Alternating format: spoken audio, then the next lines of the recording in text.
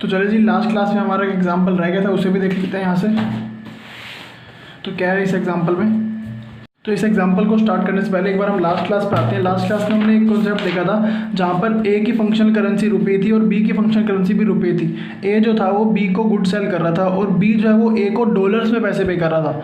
तो हमने कहा था कि यार इसको सेपरेशन की जरूरत है क्योंकि यहाँ पर सट्टे की भावना है। और एक और केस देखा था जहाँ पर ए की रुपये थी, बी का डॉलर था और बी जो है वो डॉलर में ही पे कर रहा था। तो ये तो नॉर्मल केस ऑफ बिजनेस था, यहाँ पर हमने कहा था कि सेपरेशन की जरूरत नहीं है। इससे रिलेटेड हमने एक एग्जाम्पल आज की क्लास में करना है, तो आ जाते हैं उस एग्जाम्पल पे। क्या है इस एग्जाम्पल में, आइए देखते हैं। A Limited entered into contract with B Limited to sell goods for $1,000 on future date. Date of contract 1/4/2019. Date of settlement 31/3/2020. Year and होता है 30/9/2019 को। और ये स्पॉट रेट दे रखा है आपका 1/4 का, 31/9 का जब ईयर एंड हो रहा है, और 31/3 का, और फॉरवर्ड रेट भी दे रखा है। Generalise for A limited assuming functional currency is rupees. तो ए लिमिटेड की फंक्शनल करेंसी क्या है, ए लिमिटेड की फंक्शनल करेंसी है रुपी। पहला case, assuming such contracts are normal practice of industry. अगर नॉर्मल प्रैक्टिस है तो क्या मतलब है इसका, सेपरेशन की जरूरत है या नहीं, सेपरेशन की जरूरत नहीं है। और आगे कहता है embedded derivative not closely related. अगर क्लोजली रिलेटेड होते तो कोई दिक्कत वाली बात ही नहीं थी, लेकिन अगर ये कह रहे हैं नॉट क्लोजली रिलेटेड तो आपको जो एक्चुअल आपका कॉन्ट्रैक्ट है उसकी ट्रीटमेंट अलग करनी पड़ेगी, डेरिवेटिव की ट्रीटमेंट अलग करनी पड़ेगी। तो पहले केस में तो ये नॉर्मल बिजनेस प्रैक्टिस है, आपको अलग अलग करके दिखाने की जरूरत नहीं है, आप एक साथ कर सकते हैं। आप ये समझो कि ए जो है वो रुपए में डील करता है, बी जो है वो डॉलर में डील करता है, और बी जो है वो ए को डॉलर में पे कर रहा है। तो इसमें कोई ए की सट्टे की भावना तो है नहीं, तो नॉर्मल केस ऑफ बिजनेस है। तो यहाँ पर हम कैसे इसकी ट्रीटमेंट करते हैं, बट उससे पहले एक बार क्वेश्चन को समझ लेते हैं। क्या कह रहा था question, A limited enter into contract with B limited to sell goods for $1,000 on future date. तो ए लिमिटेड फ्यूचर डेट पे $1,000 के गुड्स बेचेगा बी लिमिटेड को। आज ही ये डील कर रहे हैं, $1,000 देगा बी जो है वो ए को देगा, बट फ्यूचर डेट पे। डेट ऑफ कॉन्ट्रैक्ट, आज की जो डेट जिस दिन हमने कॉन्ट्रैक्ट किया है वो है 1/4/2019। सेटलमेंट होगी 1 साल बाद 31/3/2020, बट बीच में एक ईयर एंड भी आ रहा है 30/9/2019 को। आगे कहता है स्पॉट रेट, आज के दिन का जो स्पॉट रेट है डॉलर का वो है 70 रुपये, और 30/9 ईयर एंड के दिन है 68, और 31/3 को है 67। फॉरवर्ड रेट भी दे रखा है 71 और 69। और क्या कहता है, आपको जर्नलाइज करना है in the books of A limited. तो यार क्वेश्चन समझ आ गया, ए लिमिटेड है बी लिमिटेड है। ए लिमिटेड जो है वो बी लिमिटेड को माल सेल करेगी फ्यूचर डेट पे। कॉन्ट्रैक्ट आज ही कर रहे हैं कि मैं 1 साल बाद तुझसे खरीदूंगा। आज दो लोग कॉन्ट्रैक्ट कर रहे हैं, पहला बंदा कहता है कि मैं 1 साल बाद तुझे इतना इतना गुड जो है बेचूंगा, $1,000 में बेचूंगा। प्राइस आज ही फिक्स है कि $1,000 ए को मिलने हैं, बट 1 साल बाद मिलने हैं। तो आइए देखते हैं इसकी हम अकाउंटिंग कैसे करेंगे। सच कॉन्ट्रैक्ट्स आर नॉर्मल प्रैक्टिस।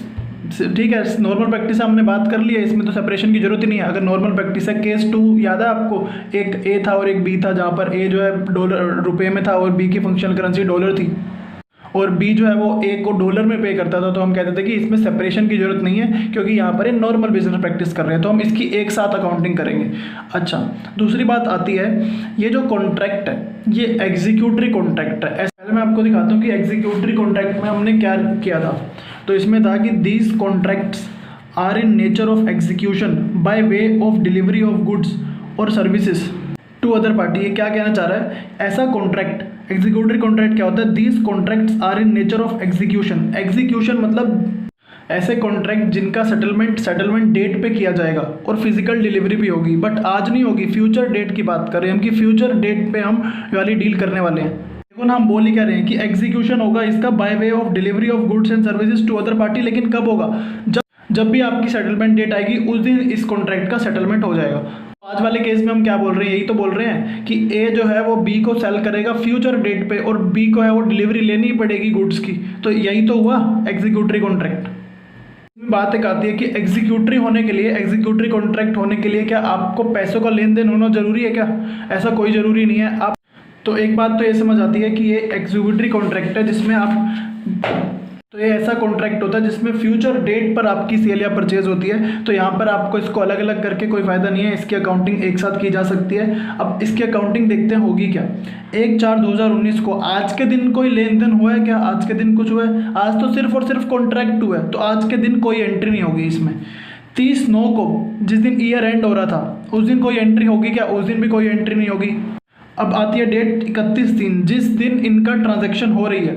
अब इस दिन जब आप सेल करोगे तो एंट्री क्या करोगे, डेटर डेबिट टू सेल, आज के दिन आपने सेल बुक कर दी है कि भाई इतने का मेरा सेल हो गया है। अब बात आती है कि इसका अमाउंट क्या लेंगे। ऊपर से देखते हैं, $1000 थे, $1000 आपको आज 1/4/2019 को आपने बोला कि मैं फ्यूचर में तुझे 31/3 को बेचूंगा $1000 में। अब बी ए को पैसे कितने देगा, बी ए को पैसे कितने देगा, जो उस दिन का स्पॉट रेट होगा उतने पैसे देगा। तो 31/3 का जो स्पॉट रेट है वो 67 है। सिंपल सी चीज़ है ये। ए ने बी को बोला कि मैं तुझे सामान बेचूंगा 31/3 को, बी ने बोला ठीक है 31/3 को मैं $1000 दे दूंगा। तो 31/3 को जो रेट होगा उतने ही तो पैसे देगा वो।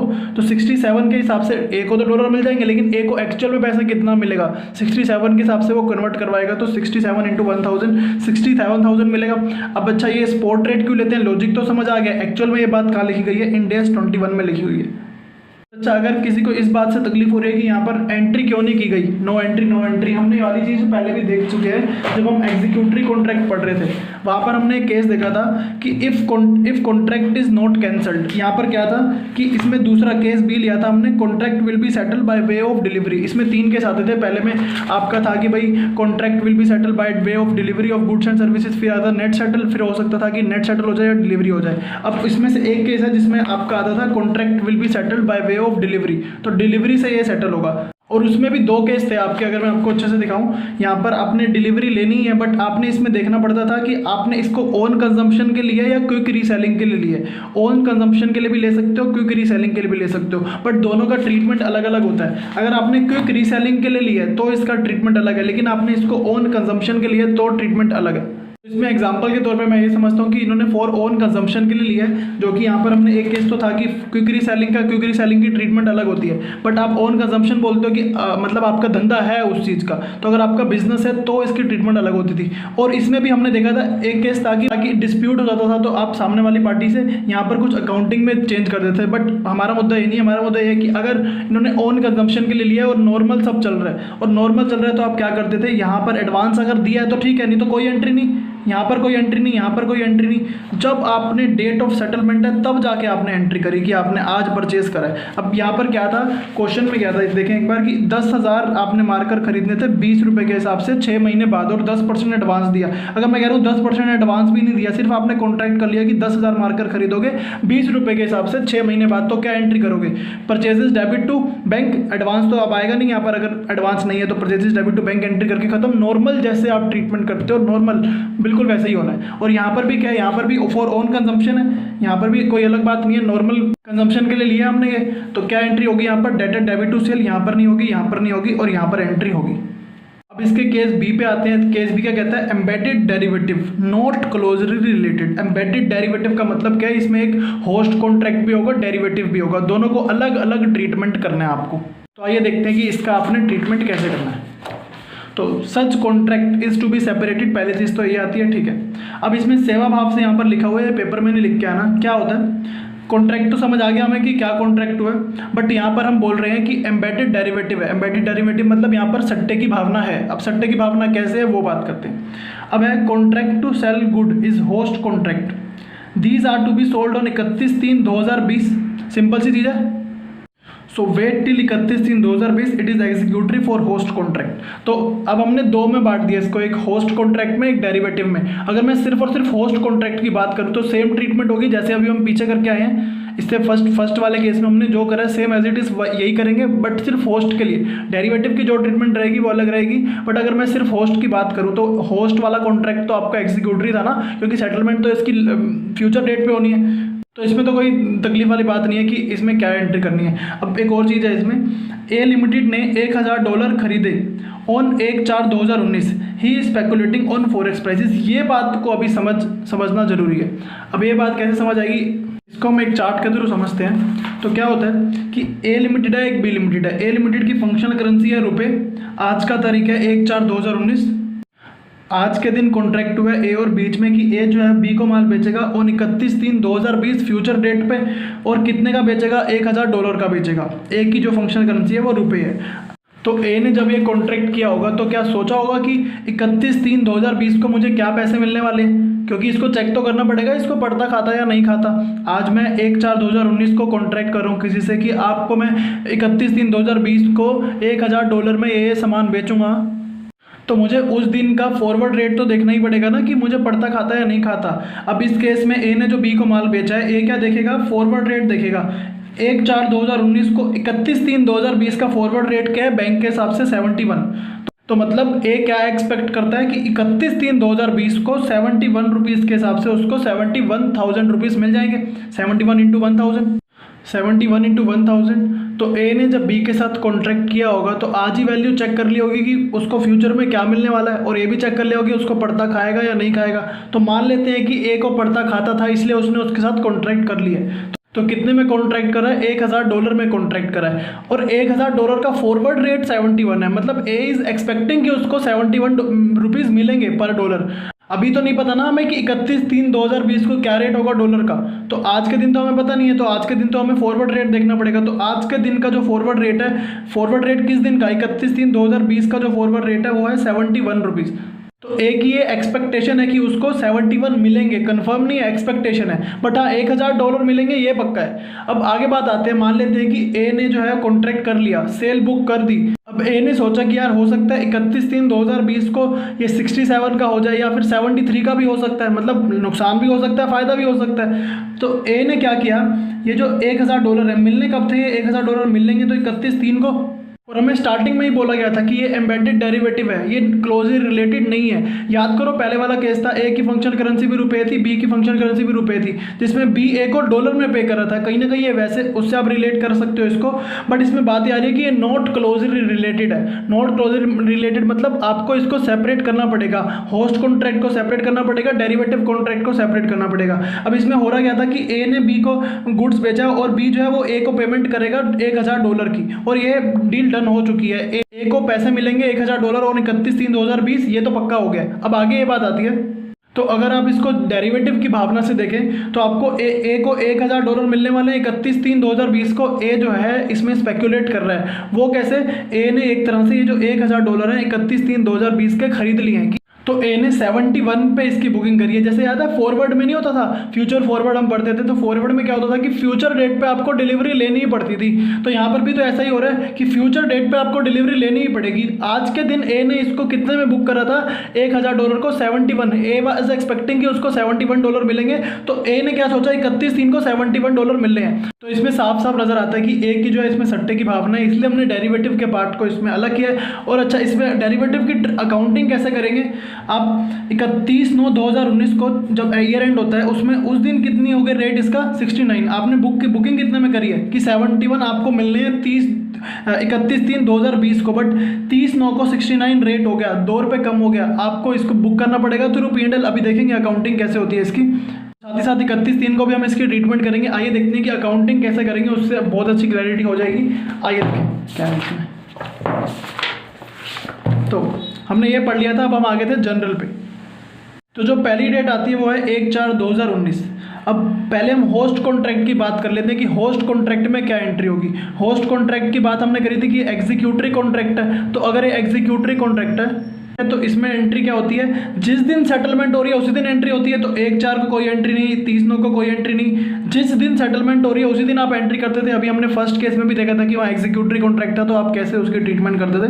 तो यहाँ पर भी debtor account debit to sale, but वहाँ पर हमने क्या करा था कि वहाँ 67 रुपीज़ देखा था जिस दिन, उस दिन जो भी इसका स्पॉट रेट था।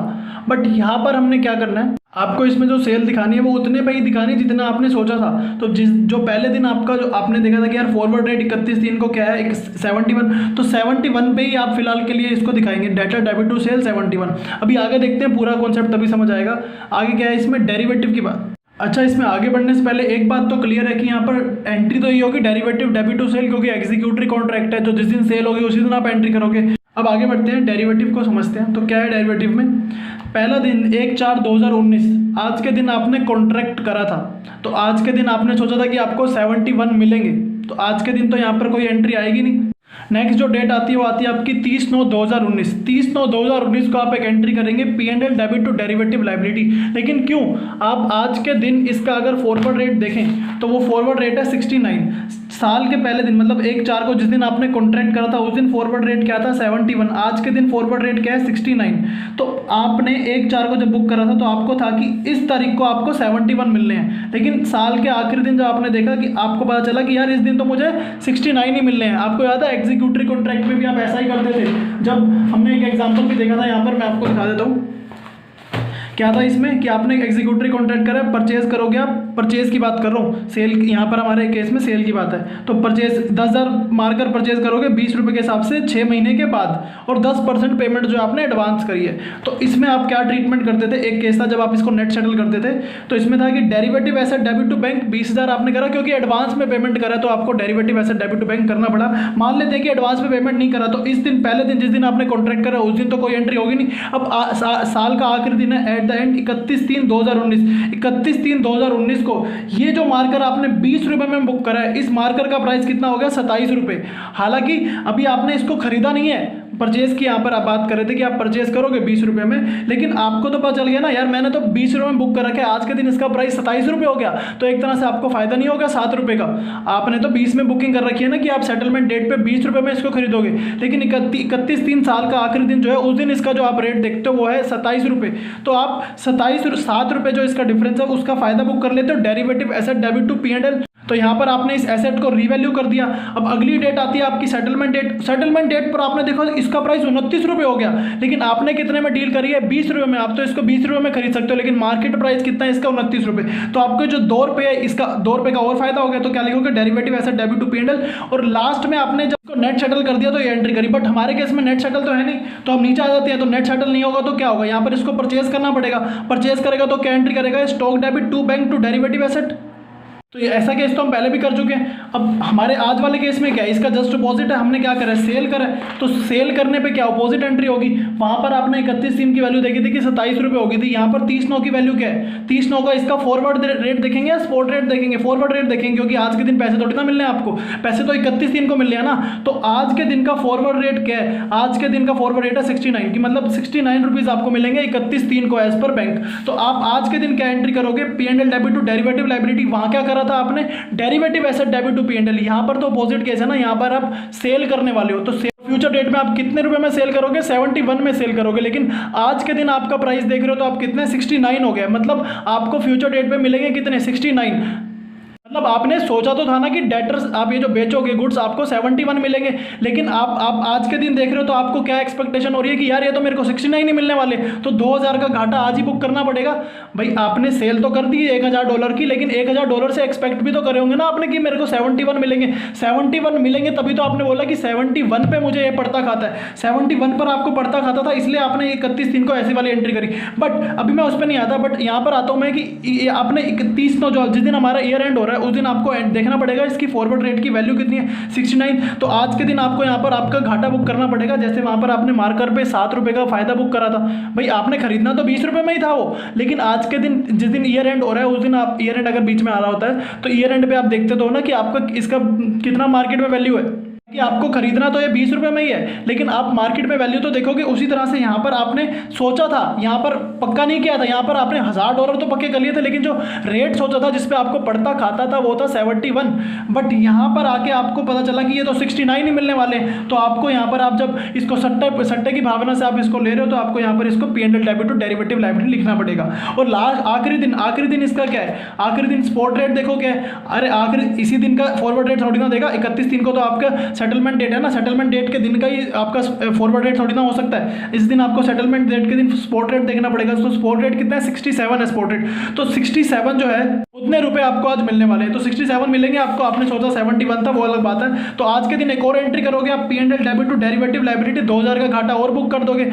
2000 का कर चुके हो, 2000 का और कर दिया, और ये जो पूरा टोटल घाटा बुक करा है आपने P&L debit derivative liability, P&L debit derivative liability 2000 total 4000 हो गया। तो अब आप एंट्री करोगे derivative liability debit to debtor. Ultimately कहीं जाना नहीं है, इसमें डेटर आपके कम हो जाएंगे। आपने सोचा था 71,000 मिलेंगे, बट आपका 4000 से कम हो जाएगा और आपको मिलेंगे कितने 67,000। और आपके अब नेट डेटर देखो तो बुक्स में कितने आने चाहिए 67,000, क्योंकि सामने वाली पार्टी तो आपको आज पैसे देने वाली है ना, वाली पार्टी को क्या लेना देना, आपने उसके साथ जो कॉन्ट्रैक्ट करा उसको डेरिवेटिव से कोई मतलब नहीं है। वो तो 31/3 को देखेगा कितना इसका प्राइस है, 31/3 को वो चेक करेगा तो कितना आएगा 67। जैसे यहाँ पर हमने देखा था कि 67 प्राइस उसने देखा और 67 आपको मिल गया यहाँ पर, और यहाँ पर भी वही है, यहाँ पर भी वो देखेगा कि कितना प्राइस है, 67 प्राइस है, 67 प्राइस आप वो कहेगा ठीक है माल ले लूँगा और 67 दे दूंगा मैं आपको। तो आपके लिए डेटर कितने हैं 67,000 के लिए। सेल तो आपने क्या सोचा था कि 71 है, यहाँ तो घाटा हो गया ना, आपने सोचा था 71,000 मिलेंगे लेकिन आज के दिन रेट क्या है इसका 67,000 है, तो आपका लॉस कितना हो जाएगा 4,000 रुपये का लॉस हो जाएगा।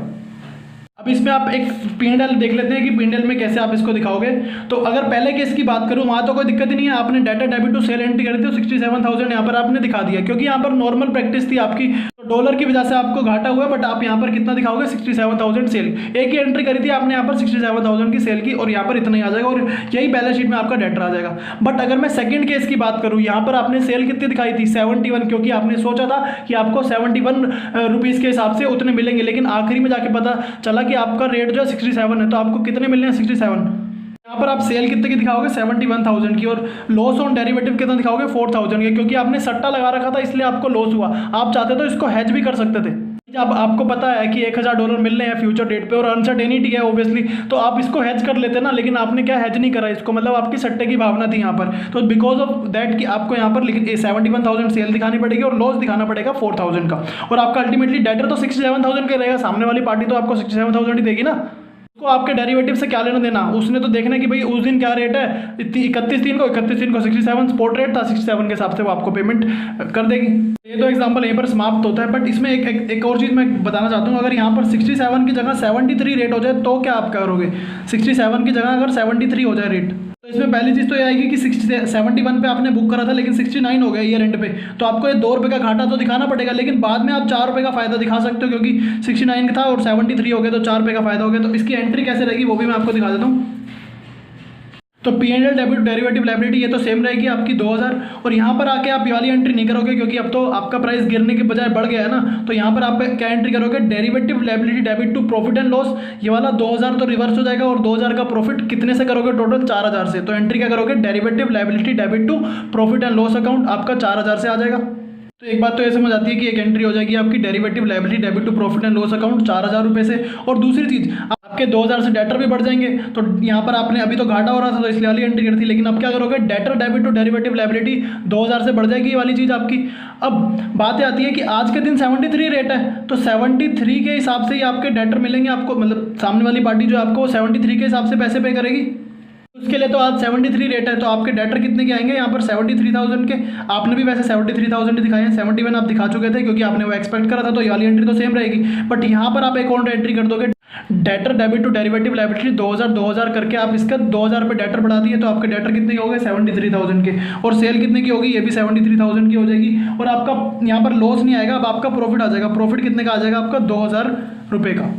काफ़ी सिंपल सा केस था, मैं 1 मिनट के अंदर इसको दोबारा से रिवाइज करवा देता हूँ। आपने एक कॉन्ट्रैक्ट करा था, ए और बी दो पार्टी थे। ए ने बोला बी को कि मैं तुझे सामान बेचूंगा 31/3/2020 को, और बी ने बोला ए को कि ठीक है मैं तुझे $1,000 दूंगा। तो ए को पड़ता खाता था इसलिए ए ने बोला ठीक है डन। अब आगे क्या हुआ, होस्ट कॉन्ट्रैक्ट में क्या करेंगे और डेरिवेटिव कॉन्ट्रैक्ट में क्या करेंगे, दोनों की ट्रीटमेंट अलग है। होस्ट कॉन्ट्रैक्ट के लिए आपने अभी बोला कि ये एग्जीक्यूटरी कॉन्ट्रैक्ट है, तो जिस दिन आपका इसकी सेटलमेंट डेट है, सेटलमेंट डेट पर इसको आप सेटल करोगे। तो आपने सोचा कितना था 71 मिलेंगे, तो आपने आखिरी में जाके बुक कर दिया कि डेटा डेबिट टू सेल 71,000। अब एक्चुअल में इसका स्पॉट रेट कम होता है ज़्यादा होता है वो बात की बात है, बट आपने इसको सोचा कितने का था कि आपको कितने रुपये में इसका पड़ता खाता था, तो आपने इसमें उतने में बुक कर दी सेल जितने में आपको पड़ता खाता था। अब आप आए डेरिवेटिव पर। डेरिवेटिव की अगर मैं बात करूं तो आपने 31 पहले दिन तो कोई एंट्री नहीं होती, आपने देखा 30/9 को आपको देखना पड़ता है कि इसका मार्केट में रेट क्या है। तो आपने 30/9 को फॉरवर्ड रेट देखा तो आपको पता चला कि यार ये तो 69 हो गया, तो आपको 2 रुपये का घाटा बुक करना पड़ेगा, क्योंकि यहाँ पर आपकी सट्टे की भावना थी, तो इस 2 रुपये का घाटा आपको यहाँ पर बुक करना पड़ेगा। और लास्ट में आके आपने दोबारा चेक करा, 31/3 को सेटलमेंट डेट थी, आज के दिन आपने चेक करा आज तो 67 हो गया। तो यार सामने वाली पार्टी तो आज के दिन के हिसाब से पैसा देगी ना आपको, सामने वाली पार्टी को क्या लेना देना डेरिवेटिव से। तो आप उस दिन जब आप वो चेक करेगी सामने वाली पार्टी पैसा, तो 67 बनेगा, तो 67 रुपीज़ आपको मिलेंगे, तो आपको 2 रुपये का और घाटा हो जाएगा। 69 तक तो आपने यहाँ दिखा दिया, अब 67 हो गया तो आपको 2 रुपये का घाटा और यहाँ बुक करना है। तो P&L debit to derivative liability 2 एंट्रियाँ वाली बनी, तो टोटल 4,000 रुपये का घाटा हो गया। सामने वाली पार्टी से आपको अब पैसे कितने मिले हैं 67,000, लेकिन आपने डेटर कितने के बुक करे 71,000 के, तो आपको डेटर अब घटाने पड़ेंगे। डेटर तो घटाओगे तो क्या एंट्री करोगे, डेरिवेटिव डेबिट टू डेटर 4,000 और लास्ट में आप देखो तो आपके डेटर कितने के बन जाते हैं 67,000 के, क्योंकि इतने ही पैसे देगा। लेकिन सेल कितने की थी 71,000 की आपकी, क्योंकि आपने एक्सपेक्ट तो इतने ही करे थे ना, तो सेल में तो आप 71,000 ही दिखाओगे और लास्ट बचता है आपका लॉस कितना हुआ 4,000 रुपये का आपको घाटा उठाना पड़ा। तो ये चीज़ आप पहले भी कर चुके हो, कोई नथिंग न्यू इसमें, कोई ऐसा कुछ नई बात भी नहीं है। बाकी एक चीज़ और है इसमें, स्टेटमेंट ऑफ पेमेंट और बैलेंस शीट आपको मैंने दिखाई दिया था कैसे करना है। एक चीज़ इसमें और थी वो भी देख लेते हैं, छोटी सी चीज़ है। क्या था वो कि कोई भी कॉन्ट्रैक्ट हो, एनी कॉन्ट्रैक्ट मतलब कोई भी कॉन्ट्रैक्ट हो उसको आप होस्ट कॉन्ट्रैक्ट बोलते हो, उसको आप अगर इन सब चीज़ों के साथ जोड़ते हो, चाहे वो कॉल ऑप्शन के साथ जोड़ो, पुट ऑप्शन के साथ जोड़ो। कॉल ऑप्शन किस चीज़ पे, किसी भी आइटम पे, शेयर पे या फॉरेन एक्सचेंज पे। पुट ऑप्शन के साथ जोड़ लो, फ्यूचर एंड फॉरवर्ड के साथ जोड़ लो। फ्यूचर फॉरवर्ड भी क्या होता है, आपका राइट होता है एक तरह से। और आपके पास एक और चीज़ है, राइट का क्या होता है कि आपने कोई राइट खरीद रखा है जिसकी वैल्यू डिपेंड करती है इंटरेस्ट रेट के हिसाब से। तो इंटरेस्ट रेट गिरता है बढ़ता है, उस हिसाब से आपकी राइट की वैल्यू भी बढ़ती है कम होती है। तो ये सब चीज़ें जो ये सब आपका डेरिवेटिव है। तो इन डेरिवेटिव को आप एनी कॉन्ट्रैक्ट के साथ जब जोड़ते हो तो आपका बन जाता है एम्बेडेड डेरिवेटिव। बाकी अगर नॉर्मल बिजनेस प्रैक्टिस है तो सेपरेट नहीं करना, और सब्सटेंशियल नहीं है तो भी सेपरेट नहीं करना। तो सिंपल सा था, इसमें कुछ खास ऐसा था नहीं समझने का। तो यही समाप्त करते हैं आज की क्लास को। आई होप आपको आज की क्लास पसंद आई होगी। मिलते हैं नेक्स्ट क्लास में।